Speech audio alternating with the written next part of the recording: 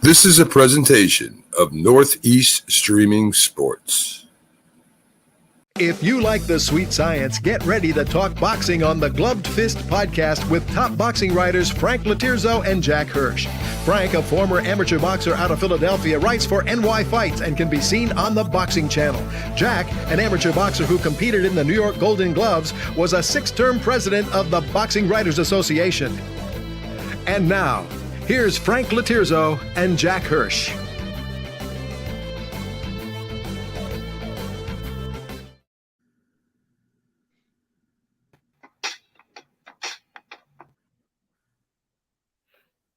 And we're back. Welcome to Glove Fist. My name is Frank Latirzo, former fighter, part-time writer, full-time observer, and he's back. Welcome back, Jack, joined by co-host Jack Hirsch, former 6-term president of the Boxing Writers Association of America. Welcome back, Jack. Do we have a lot of things to catch up on? But first of all, how are you? Good. I decided I had to skip a week to duck out so I wouldn't have to talk about the Andrade Benavidez fight, but I hear you're going to pin me down on that anyway. So I guess the old Joe Louis remark, he can run, but he can't hide. He can't hide. True. Yeah, to me. Jack, before we get to the boxing, as always, this was a beautiful weekend for me because the college team I hate the most and the entity in sports I root for the most staunchly, the Ohio State Buckeyes, were eliminated from the playoff tournament, which I love. And then I was blessed with the 49ers coming to Philly and beating down the Eagles in probably the biggest game of the NFL season so far. So I'm in a pretty good mood. And the last time you and I went against each other, we disagreed on 3 things, and I got 2 right, and you got 1 right. So maybe on that Mac and Jack show, when it comes to picking football, I see your way out and kicking everybody's butt there, but I'm your match. I'm 4-0, against that Sunday crew. I get up. I saw that. I get up for the big games, the big matches in boxing, Frank. I give you the smaller stuff. I shine in the super fights and in the big games. All right. Anyhow, Jack, where do you want to start? We had some boxing over the weekend. There's a big fight coming up this coming weekend. There was a fight. There's a massive fight card coming up in 2 weeks. And then there was a fight card last week that you didn't get to talk about. So why don't we start there with the Benavidez-Andrade fight? I know you have thoughts on that. I voiced mine last week with Randy. Give me your thoughts on the fight, and what do you think happens with both guys? I mean, I thought Andrade would upset him by a close decision, and it was playing out that way until he got nailed in the 4th round. And Benavidez' physicality was just too much. I mean, this is a big super middleweight. I mean, he might be a big light heavyweight. He could fight light heavy easy. Maybe he could fight cruiserweight probably and not compromise too much there as well. And Andrade, it was a physical loss that he suffered. He stayed in the pocket after he got hurt, tried to exchange punches, landed a lot of good punches, but Benavidez just couldn't be stopped. So it was a guy who just had the physicality over him. It wasn't necessarily that Benavidez was a better fighter than Andrade, even though you might beg to differ on that. He was just... He's not better technically, Jack. No. I don't hear the technical thing, Frank. I was a mediocre amateur boxer, and I might be technically better than. He still may be a better boxer and have better fundamentals and basics, but physicality determines the winner in a lot of fights. And this was just a guy who had him, who his physicality overwhelmed the other guy's boxing. Yeah, exactly. But the aftermath of the fight, this is what bothers me, Frank. Everyone, including yourself, and rightly so, I can understand it, is calling for Benavidez and Canelo.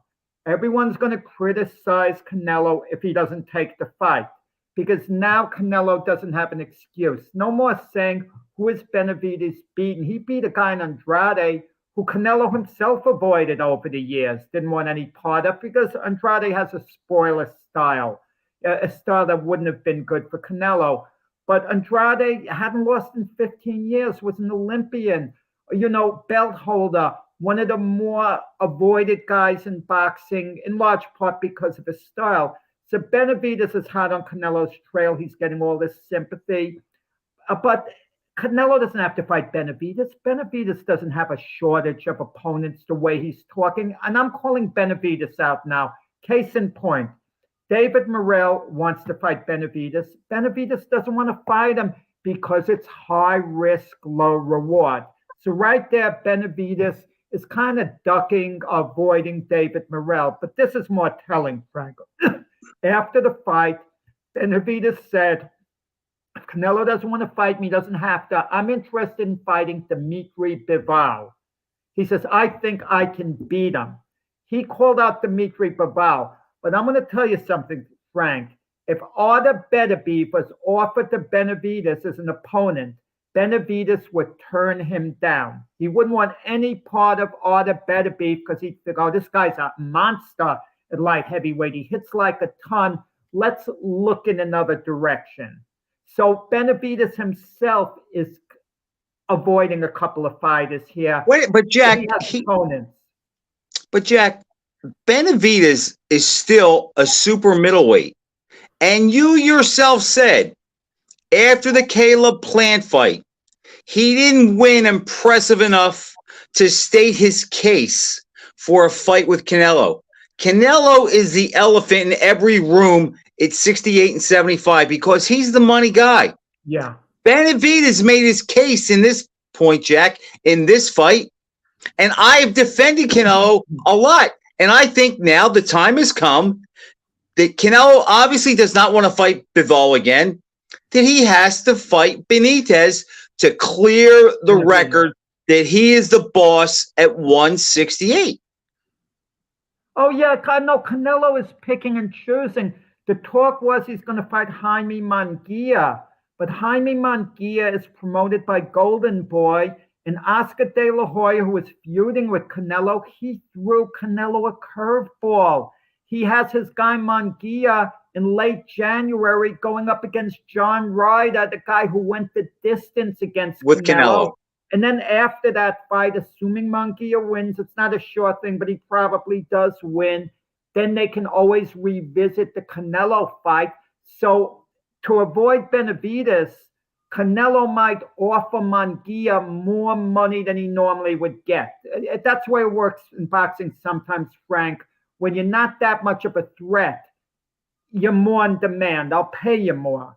Because they figure you're going to lose, so they'll throw a few extra dollars your way. And that might be the situation with Munguia. And on paper, Frank, assuming Munguia beats John Ryder, and let's say he does it decisively, assuming he does it decisively, then what is Canelo really going to be criticized about? Tell me that, because Munguia's unbeaten. He's been around a while. He would have earned a big fight. Jack, I agree with what Joe Bergman just said. Look, there's one fight at 168 that people are clamoring for regarding Canelo, and that is Benavidez. Benavidez has proved his worth, and Canelo has enough money. He can fight whoever he wants. He's going to make a lot of money, but nobody wants it. If he fights Munguia or Jamal Charlo, that's going to be seen as an outright duck. And I hate to accuse fighters of ducking because I give Canelo credit. Canelo has fought pretty much, like Floyd, he's picked his spots. He hasn't picked them as much, but it's like he has to get rid of. He has a Benavidez problem. He has to fight him. And I'm going to say something else, Jack, and you're right, Joe. Munguia, I don't think, has any fights at 168. But, Jack, I'm going to go against the curve, and I think you're going to disagree with me. But I said this last week, and I'm sure you saw it. I don't think that Benavidez is automatic to beat Canelo like everybody else thinks that. That's an entirely different fight. But that's not the point, Frank. If you took a poll of boxing fans, all the weight divisions, what single fight do they want to see the most? The most. Right now, today? right now, today, I think Benavidez and Canelo even beats out Fury and Usyk that's taking place.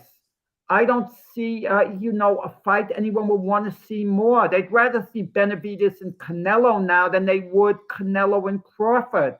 And that's another way. If Canelo might decide, if I'm going to avoid Benavidez, maybe he does fight Crawford after all. He might figure Crawford could beat him, but isn't likely to hurt him the same way Benavidez might. But then again, Crawford is a better fighter than Benavidez, just a much smaller one. Jack, let me ask you this, though. I agree with 99.9% of that. But, Crawford would be coming up 3 weight classes, and if he won, it would be a decision, and he might embarrass him during the fight. Where would Canelo fear that Benavidez could hurt him when Golovkin never put him down? Kovalev never put him down. Bivol never put him down. He's fought some guys he can crack, and other than early in his career, I've never seen him stagger. So I'm not sure that he's convinced or he believes that Benavidez is so powerful and maybe too much for him that he can't handle him physically. I don't see that. There's a difference. Benavidez is the equivalent of a monster. He'll be coming right to Canelo, coming. And you have to deal with this physical tank who's big, strong, powerful, and can hit pretty hard and boxes well also. And I go back to what I said. We have seen Canelo outboxed. Mayweather outboxed him. Lara outboxed him. Bivol outboxed him. You could make a case Golovkin outboxed him the first time. But we've never seen Canelo hurt, shook, or look like he wanted out. So that big monster is a monster if he's fighting Plant or Andrade. But Canelo has a cast iron chin. He can be a debilitating puncher himself. And you know the other thing, too, that Canelo would love? The fact that Benavidez will come to him. Canelo is not good when he has to fight guys that jab and move and pick up their feet. Benavidez will come right at him. So to me, that fight comes down to who has bigger guns and who has a better chin. Well, I've seen Benavidez hurt and I've seen him down. So I'm going to say that Canelo has the better chin. I'm not sure he's a harder puncher, but Jack, I have no doubt he punches hard enough to keep Benavidez from steamrolling him like he did Andrade. Benavidez will fight Canelo basically on the snap of a finger, unless they offer him such low money. I wonder how low Benavidez would be willing to go purse-wise, because Canelo might pull something to call his bluff, really lowball him, and then Benavidez will turn down the original offer. Let's say Canelo came back with a 80-20 offer. You're representing Benavidez. You take 20%? No. I think it's a little low. No, that's an insult. No. 70-30, if you really believe you could beat Canelo, I think you take it. Benavidez will not take less than 40%, I believe. And I don't think the fight gets made. I still don't. So you think Canelo fears him? I still think Canelo is a clearly a bigger attraction than Benavidez right now. Oh, absolutely. He's the biggest attraction in boxing. 60-40. I mean, I can't see it. I could see a 75-25 split. Canelo puts it out there with a rematch clause. And knowing Canelo, he could put the rematch clause that if I lose this fight, I also get 75% for rematch or 65-35. He's going to make it so difficult on Benavidez. What Benavidez has to do is just keep winning, keep calling Canelo out. But if I'm Benavidez, at one point he said it the best. He said it the right way. I'm not even looking at Canelo anymore. I can. If it happens, it happens. If it doesn't, it doesn't. If I'm Benavidez, if I'm as good as I say I am, if this is the David Benavidez era, you take the hardest fights available to you. And even though it's not, it's only a fight for the insiders, he starts to fight David Morrell, a fight that could easily be made. Benavidez would get a good 70%, maybe 75% of the money. For boxing insiders, Morrell represents a threat. You would agree on that, a threat to actually beat Benavidez. I'm not saying he would, but he's a threat. It's no walkover fight. And maybe Dimitri Bivol, listen, why not order Beterbiev? Call him out. What a matchup. But I don't think he wants any part of Beterbiev. Jack, because he wants to be the super middleweight champion. And he's only 26. He's only 26. And Canelo is the money fight. And if I was Benavidez, I would not fight David Morrell unless they offered me $25 million, because number one, he's good. Number two, nobody knows who he is. And number three, I can win and not look good. And that gives Canelo another reason not to fight me, because there's no demand. Joe, you go on from Morrell to the next opponent. But Jack, nobody fights like that anymore. We know they don't fight like that anymore. They fight twice a year. How many guys does he have to eliminate before he gets his shot? I mean, look what's going on with Boots Ennis. Same thing with him. How many guys does he have to fight till he gets a shot? This is interesting. Based on the last fight, has Benavidez went to a much bigger level as far as being an attraction goes? Is he now the cash cow? If that's the case, no matter how good Benavidez is, no matter how feared he is, there'll be no shortage of opponents, because is it possible his opponents would be in for a big payday? So just like they line up to fight Canelo, then maybe they line up to fight Benavidez. Has he crossed over? No, Jack, no. Canelo's been fighting. He's had super show-stopping fights since Mayweather in 2013. That's 10 years. David Benavidez just broke onto the set. He just arrived. Nobody's going to fight him unless they think it's a step to the title, where Canelo is still the money man. Canelo could fight you or me and make millions and millions of dollars. Nobody would come to see Benavidez spar with us. Frank. Okay, let's say Benavidez could fight Dimitri Bivol. Isn't that as intriguing nearly as a Canelo fight? Not as charismatic, but the actual fight itself. Not as an attraction, not with the hype. You kind of wonder, wow, is Benavidez going to beat Bivol? Who would I pick? That's an interesting Jack, fight. but it's a riskier fight for Benavidez for a lot less money. But the money would he's a super middleweight. That's where Canelo has made his bones for the last so many years. That's the fight. Let me ask you this with Canelo. How much longer can he avoid Benavidez? What can he do? Munguia will delay it if he gets to fight with Munguia. Let's say in May, if Munguia gets through the Ryder fight, okay, they offer Golden Boy the good money. They allow Munguia to fight Canelo. So he has that fight Cinco de Mayo. Now we're talking about him fighting again probably sometime in September. Who could he fight again where he could avoid Benavidez? I don't want to hear Charlo. Unless Charlo gets a big win in the interim. If Charlo can fight again in a very meaningful fight and get a big win, then okay. Let's say they matched Andrade with Charlo at middleweight in the interim, and Charlo looks really good beating Andrade. Yeah, we could then accept a Jamal Charlo, fight against Canelo, because he'd be unbeaten. He's paid his dues, and he actually has a chance of winning that fight. And of course, there's the Bivol rematch. He might figure, I'd rather take my chances against Bivol. Canelo might make Bivol come down to super middleweight. Bivol's been saying he'll do it all along. Canelo might finally accommodate him now just to Jack, avoid that fight is so stale right now. Nobody caars about that fight. Look, you would care if they signed it. It would be intriguing. I couldn't be excited about it. And then Jack, there's Terence Crawford, of course. That fight would do big numbers. That would do big numbers. Jack, we have both been following this sport for over 50 years. Okay? We're close in age. Okay? We're peers. Okay? Same class. We're boomers. Okay. Is when you said earlier, how long can Canelo stall before he has to fight Benitez? So let me ask you this. How long did Mayweather stall until he fought Pacquiao? roughly 5 years. It was Canelo on Mayweather. It was on Pacquiao as well. It wasn't all Mayweather. That's important. Okay, but the point is, Jack, Mayweather was the draw. And whenever he decided to sign that contract for Pacquiao, the people were going to be there.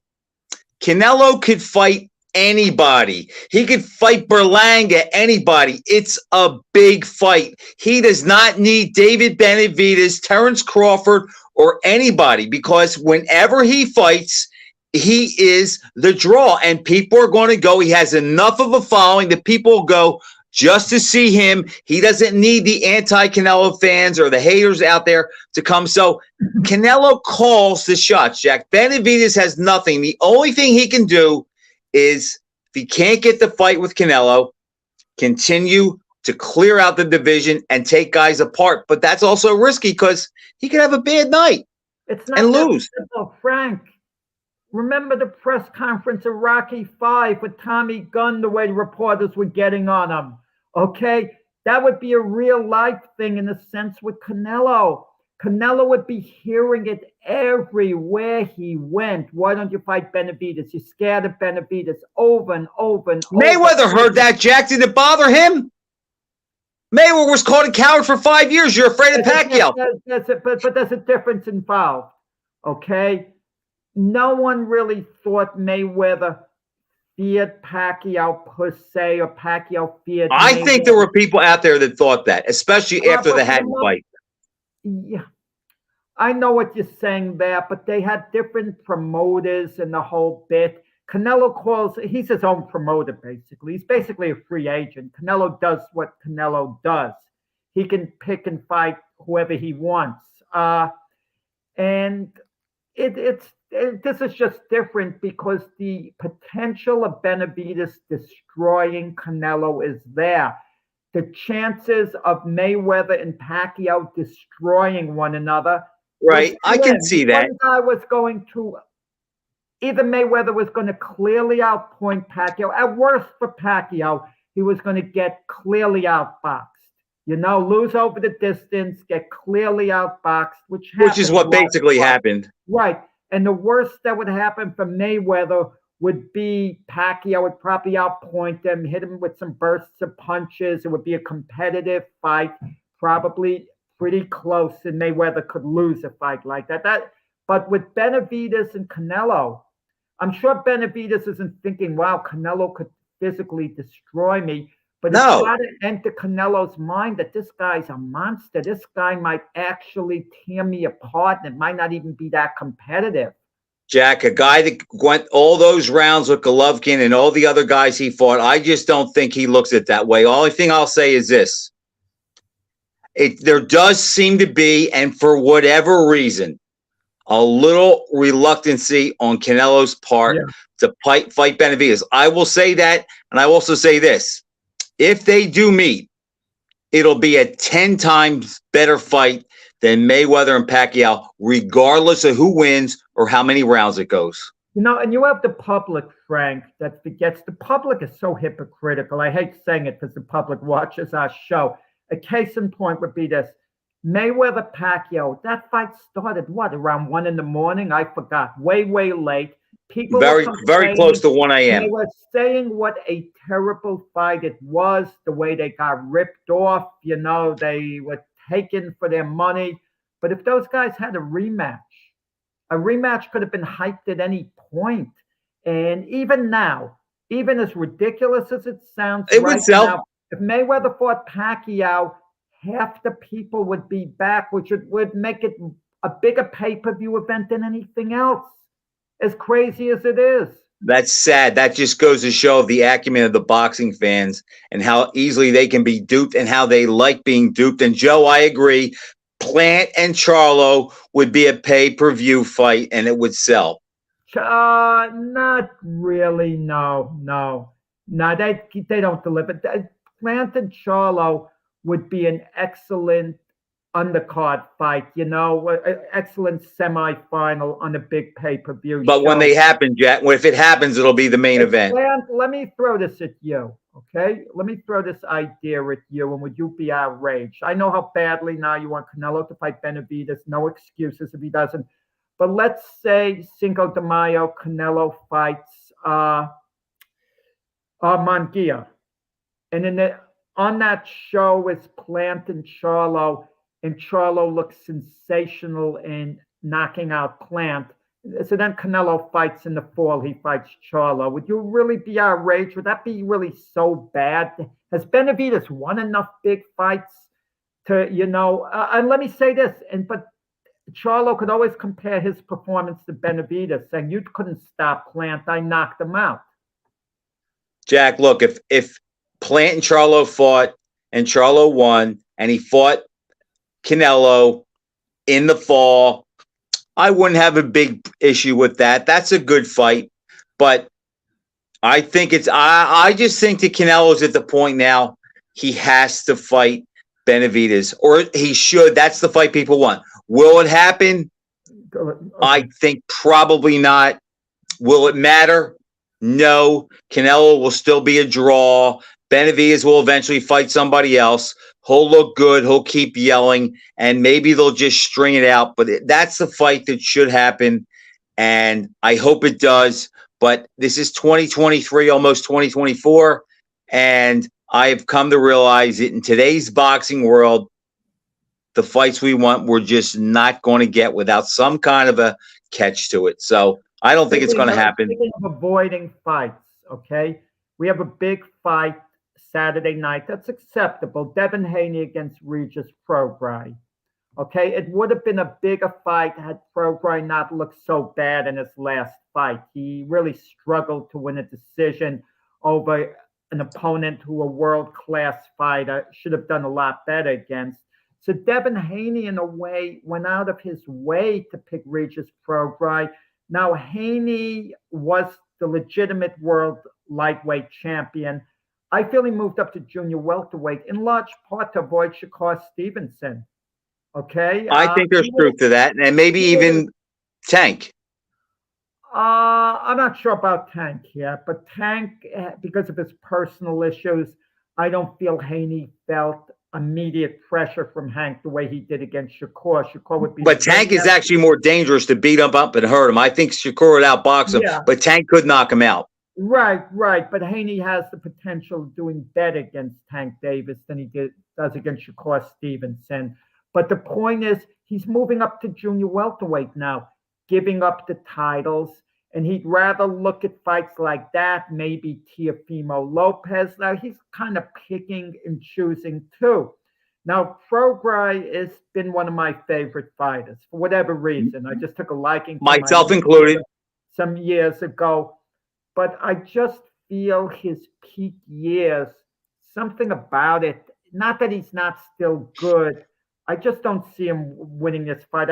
Devin Haney, I probably overrated a little. I told you before the Lomachenko fight, I thought he could very well be a generational talent, meaning one of the great fighters of his era. That's what I said he'd be. Not that's what I predicted. Well, there's still time for him to prove it, but he's not there yet. I've taken that prediction off the table. I feel he could be an outstanding fighter for years.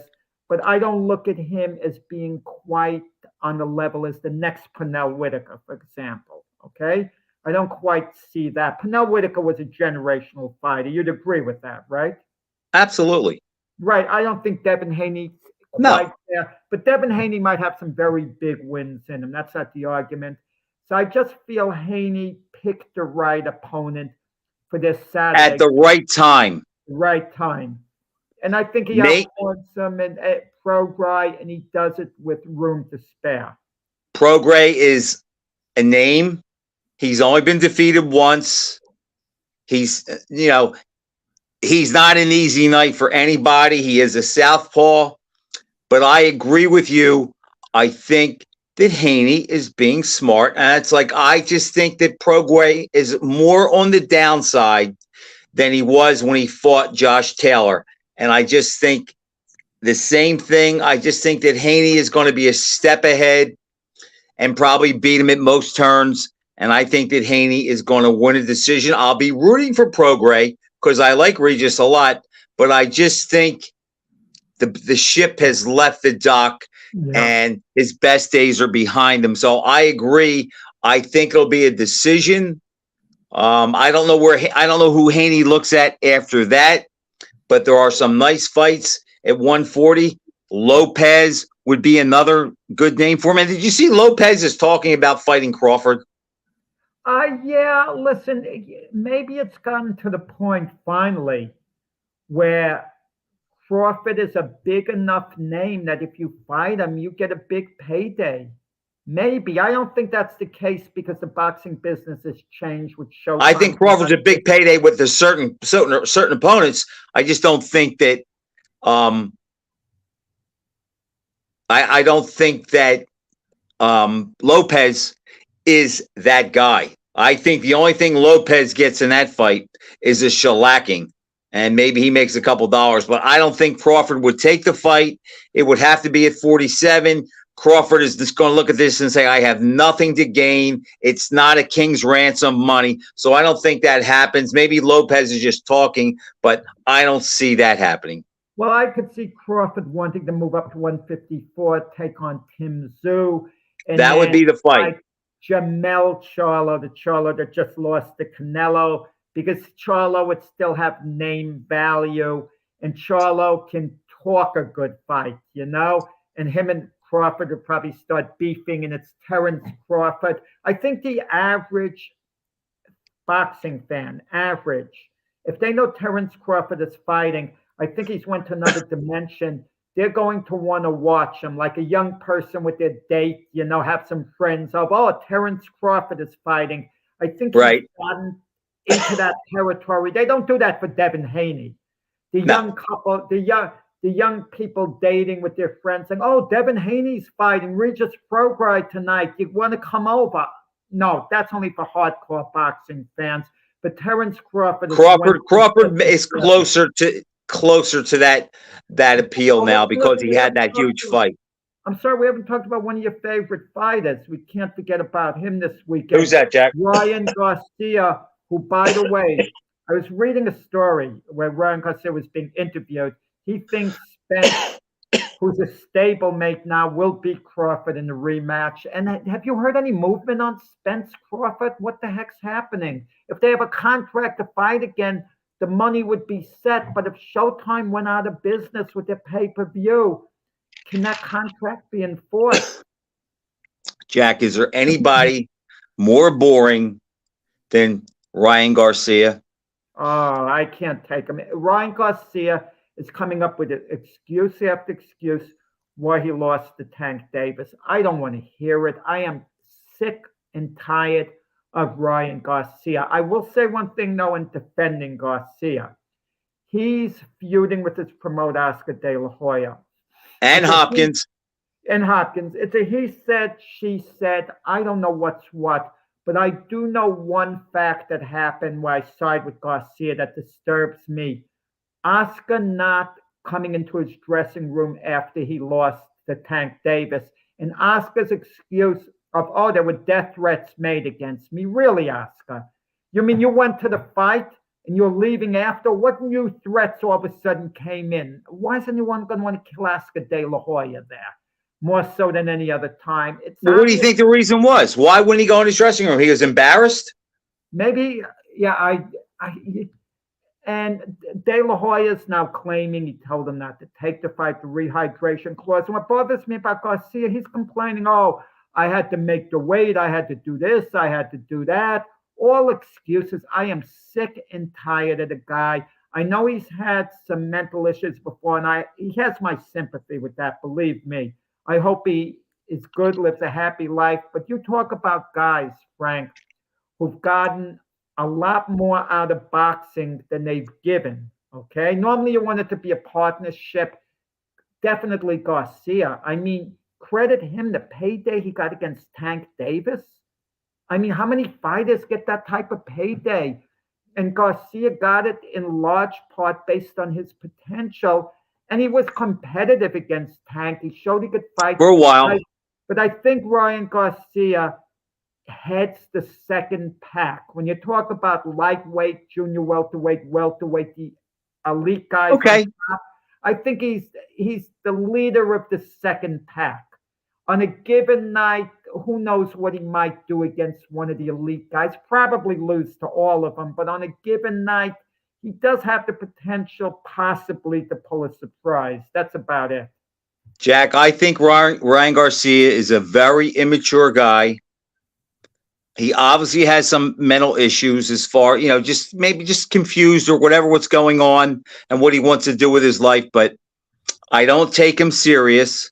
I think he enjoys being a minor celebrity that being a fighter brings more than he does being a fighter or that he wants to be great. He fought this past weekend, Jack. I didn't do any post on it. I didn't care about the result. I read about it the next day. Now, it could be because, as you know, I'm a big college football fan, and it was conference championship night and all the debate about who was going to get in the playoffs. So that had my mind occupied. But you know what, Jack? If it was another fight, if it was Prograis and Haney, I wouldn't have blocked it out like I did or forgotten about it. So if I do that to Ryan Garcia, what does the average fan do? They don't care about him. He needs to get his rear end in the gym, get square with his trainers, and become a full-time fighter instead of a social media sensation and wants to post videos of him throwing punches in the air and looking cool. I think that's what he's about. I think he's a see me out there, and I have a hard time taking the guy serious.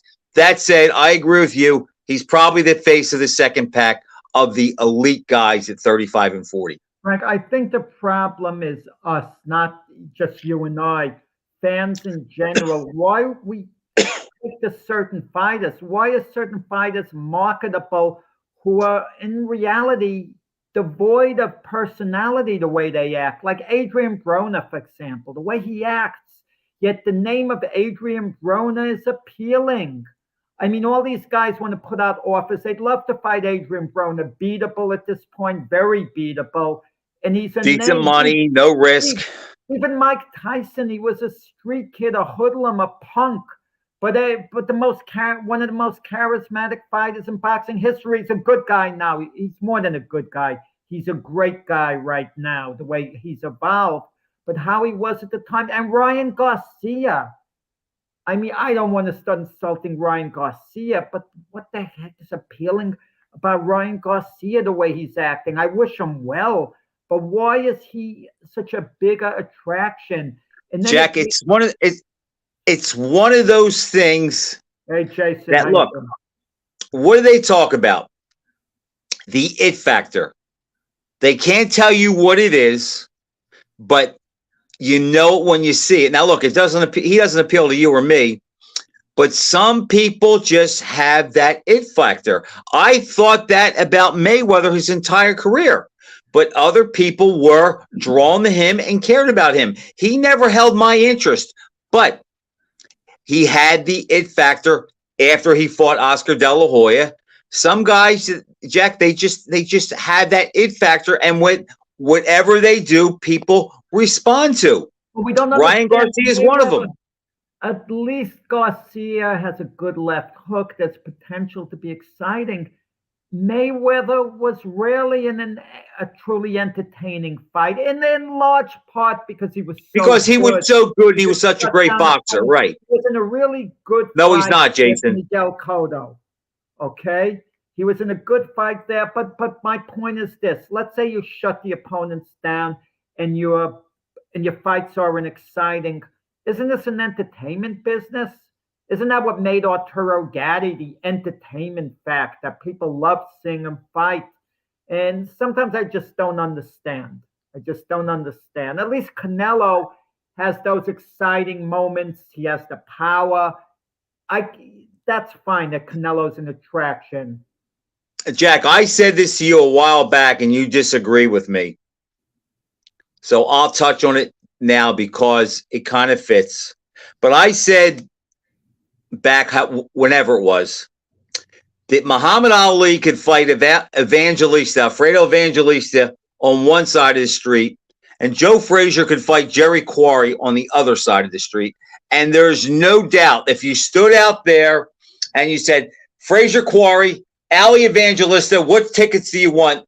they would run out of the Alley Evangelista tickets before they sold one Corey Frazier ticket. Now, look, people like you and me, Russell, Randy, we'd be at Frazier Quarry because that's the real fight. Yeah. But Alley had the it factor. Leonard had it. As you said, Tyson had it. De La Hoya had it. And Jack, really, the fights are secondary.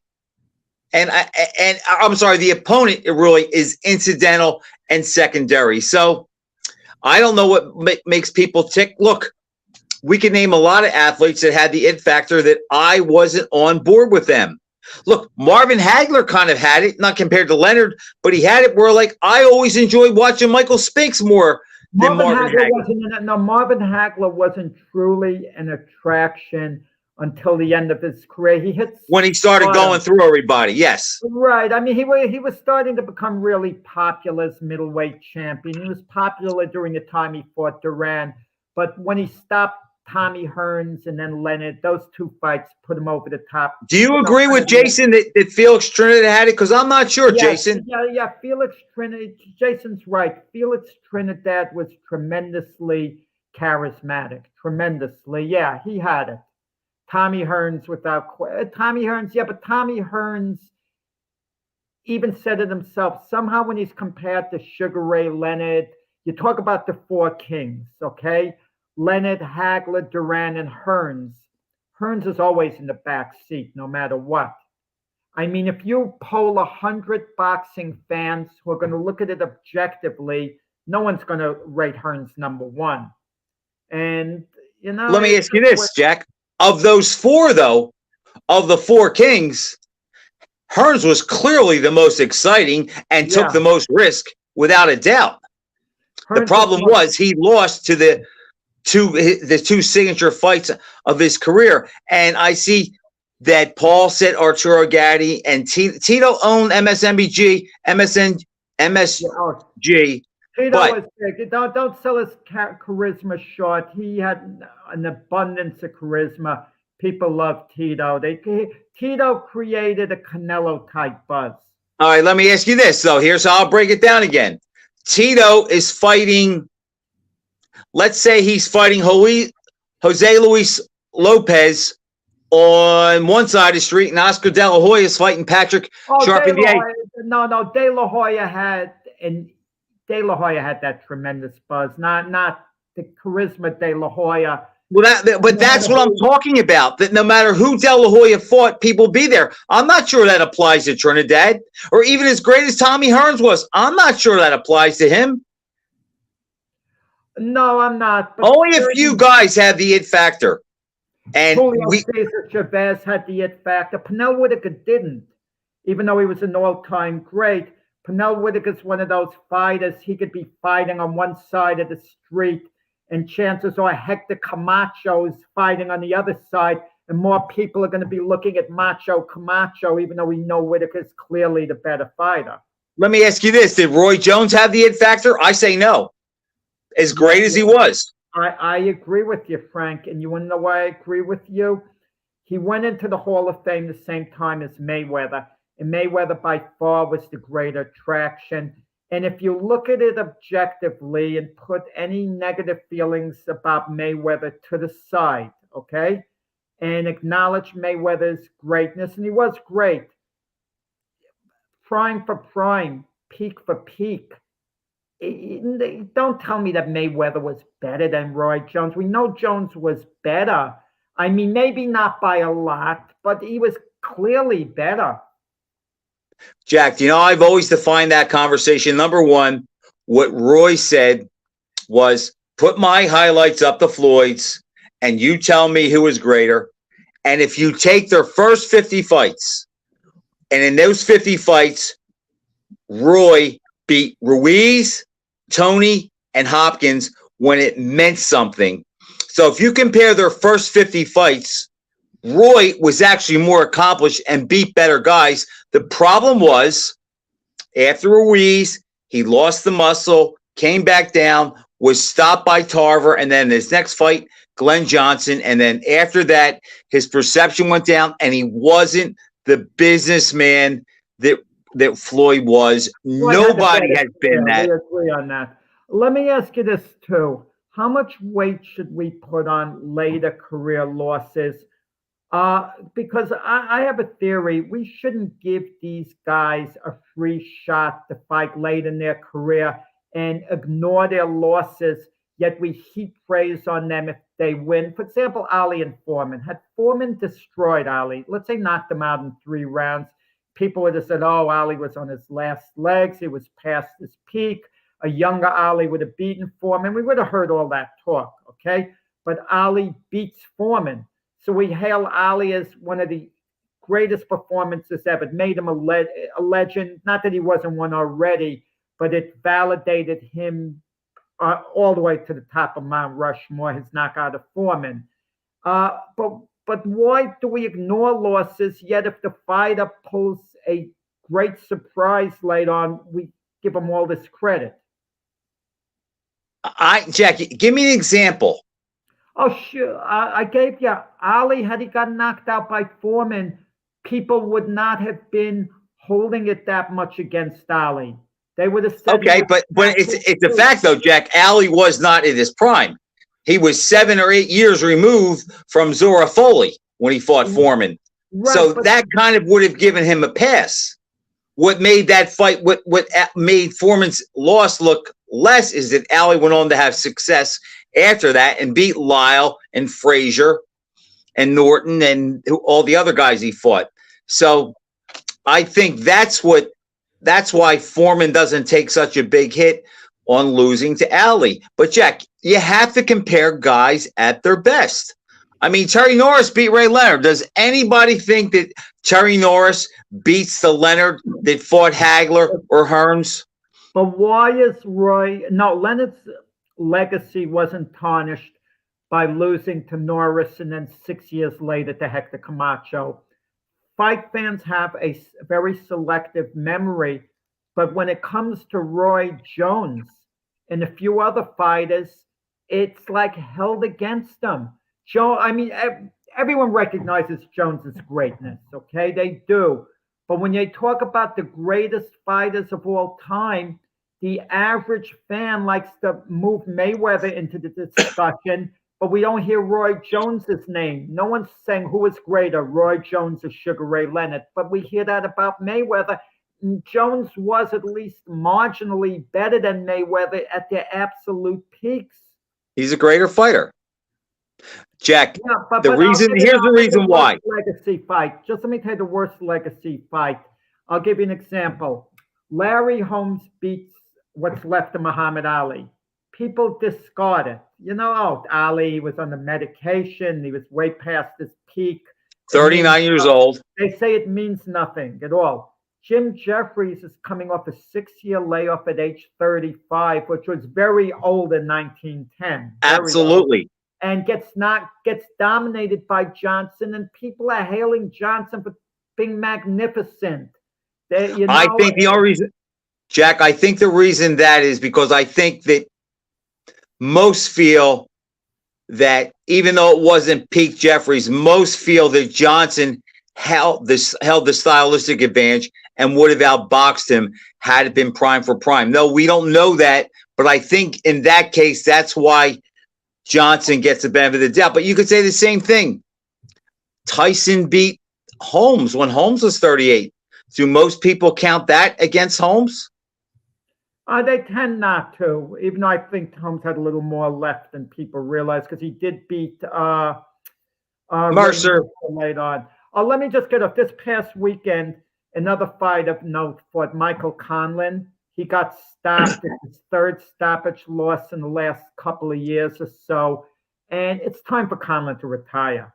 Absolutely. He's chasing the world title. He's never going to hold a version of the world title.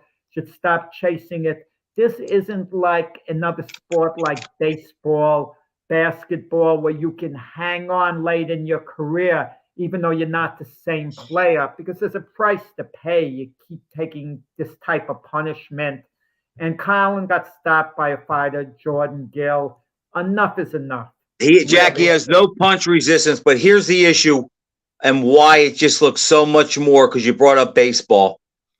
Let's just say when Who's a pitcher that pitched too long and just started giving up hits at the end of his career?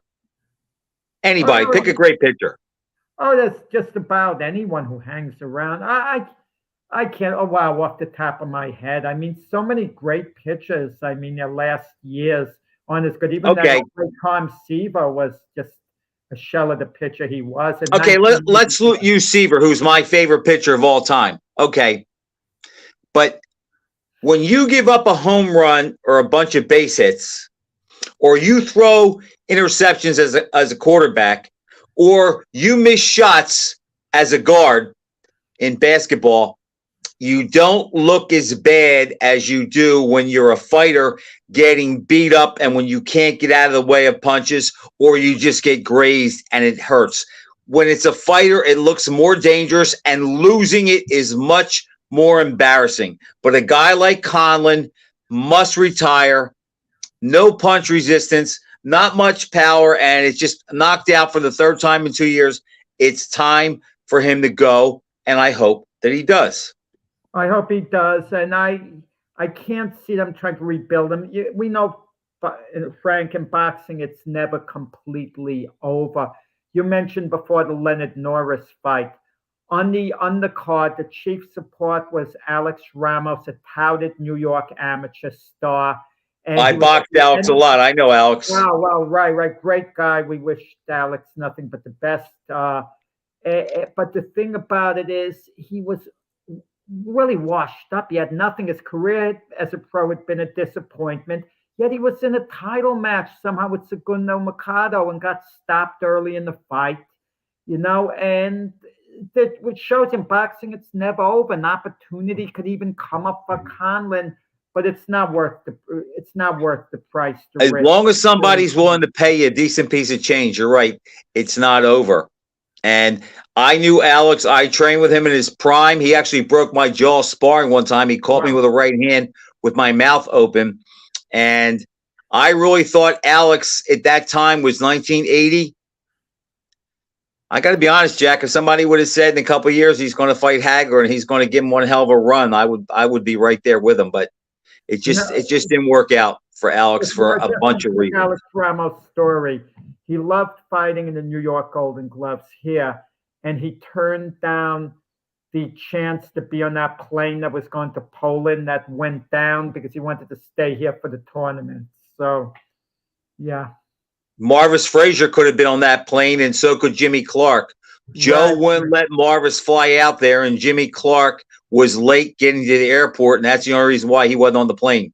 Wow. I didn't know that about Jimmy Clark. He overslept that day, Jack, and he missed the flight, or he would have been on that plane. Wow. Talk about a career that never panned out. Yeah, Jimmy Clark was a beautiful boxer. He fought Stevenson 3 times. He got stopped by him, but he also probably got shafted out of a decision in the third fight when he fought him really, really tough, and I thought he outplayed him. But Stevenson or Felix Saban, the 2 Cuban gold medalists, heavyweight gold medalists. I think Savon's a better boxer. I think Stevenson was slightly more dominant. Stevenson, again, remember when there was talk of him fighting Ali? Yeah. After Stevenson won the gold in 76. I'm glad. You know what happened there, right? Well, I'm not sure why it didn't take place, but I'm glad it didn't, because at that point in Ali's career, he could have actually lost to Stevenson. In 76? I don't think so. He would have had too much. The Ali that fought Ken Norton would have beaten Stevenson, but if it lingered on a couple of more years. If they would have fought in 80, Stevenson might have been in there. You're right. But the reason why it didn't happen, Jack, is because Stevenson insisted on 3 rounds, and Ali said, "I'm not an amateur. I want 10." And that was the main sticking point as to why it never happened. But Jack, if you think about it, if Stevenson turns pro after he beats Bobic in 72, at that time, boy, think how exciting the division would have been. You would have had Foreman at his peak, Frazier close to his peak, Ali still with good years left. That would have really added excitement to the heavyweight division. Could you imagine that? The heavyweight division is pretty exciting. Then, speaking of the heavyweights, the WBA is now having a super cruiserweight division where I think the weight can go up to like 225 or so. I mean, Oh. what's your feeling? What's your feeling on that? Deontay Wilder would be eligible. He could pick up the super cruiserweight title while campaigning as a heavyweight. I don't like that at all, Jack. I don't think there'll be any money in there because it's the heavyweight division. That's where the money is. But it's just another gimmick. I don't like that at all. Yeah, 224 to go up to that weight. My feeling, and that's probably his best weight. I always felt the light heavyweight division from years ago should have been raised. I always liked 200 pounds to me is a cutoff, okay? Because if a fighter's weighing 210, he can get down to 200, I think, and be strong. Or if he doesn't want to get down and fight cruiserweight and the fighter's 210, he could go up to 225 and be fine, keep all his strength and everything and be good. Or from 210, he could go up to even 230 if he wants. Something about Well, Jack, if he's a natural 210, he's got to come down. If he walks the street at 210, he's not going to fight at 200. So the only ones who aren't going to be in the super cruiserweight division who can't be in it are the 240 pounders. I mean, let's say Usyk loses to Fury. Usyk can pick up the super cruiserweight title. He was a great cruiserweight champ, and now it's a different division, super cruiserweight as opposed to cruiserweight. And speaking of that fight with Fury and Usyk, Jack, just for some fun to kill the last couple of minutes. I know it's 2 months away. If you had to make a pick today, who would you pick? I would pick Fury, but I would be cheering like hell for Usyk. If I had to make a pick today, and any pick I would make today, chances are I wouldn't change. I would pick Fury, but not with the same conviction I did before.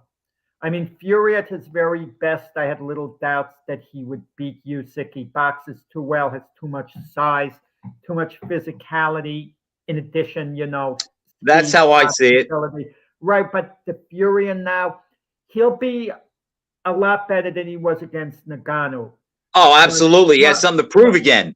But partly is this. Usyk, is he maybe, I don't want to use the word declining, but how much can he take his game up? De Boy was competitive against him, right? Are we going to get the same Usyk that beat Anthony Joshua twice? And even if we do, and that was a very good Usyk, Fury's better than Joshua. He's much more tough. He's much more of a conundrum to fight. Absolutely. Maybe not this version of Fury. That's the thing about it. And is Usyk really going to hurt Fury? Does he really have the power to hurt Fury? I know Fury isn't the most. If he gets him tired, maybe, but probably not. He's not going to stop him. But you don't have to stop him, Jack. He has to outbox him. He has to do what Fury did in the guy. He has to outbox him. He doesn't have to hurt him. Yeah, what do you think is better for boxing, Jack? If Fury wins or Usyk wins? I think it's better if Usyk wins. Nah, Usyk isn't charismatic. We were talking about the it factor. No, he doesn't have it. Listen, the people watching the Fury Usyk fight, we talk about the young couples, the young guys who want to bring their dates and friends over to the house to watch the fight, the pay-per-view. What are they going to say? They're not going to say Frank Usyk is fighting. They're going to say, oh, Tyson Fury is fighting. Yeah. Right? That's just the way it goes. Now, I'm not sure who has more of a it factor, Fury or Anthony Joshua. That's kind of Anthony Joshua. It's kind of close right now. Fury has to talk like an idiot, Jack, and he has to bring attention to himself. Joshua just doesn't have it. He has the look, he has the demeanor and the air. I think he has much more of the it factor than Fury does. But Fury's mouth and antics, definitely, it's a close gap. And maybe they will fight after all. Okay, Frank, good show here. So, in wrapping up, we both like Haney by a clear decision. Is it safe Yes, to say? Haney outboxes Prograis. Prograis never gets in. The jab will be too much, and Regis will never get anything really going or hurt Haney enough to sway it on the cards. 9 rounds. Is how I see it. 9 rounds to 3 there, pal. No knock. Now, is that on paper? That's a pay-per-view fight, right? Pay-per-view. Are you getting it? Or are you gonna see it? No, I'm not. It's not worth it. It's not worth it. If you All right, I'll probably get it because there's nothing going on Saturday night. I'll as far as sports. Normally the replays on YouTube or something. Okay, Frank, it was a lot of fun. And till next week. Thanks for watching, everybody. And thanks to Randy Gordon for filling in for me last week.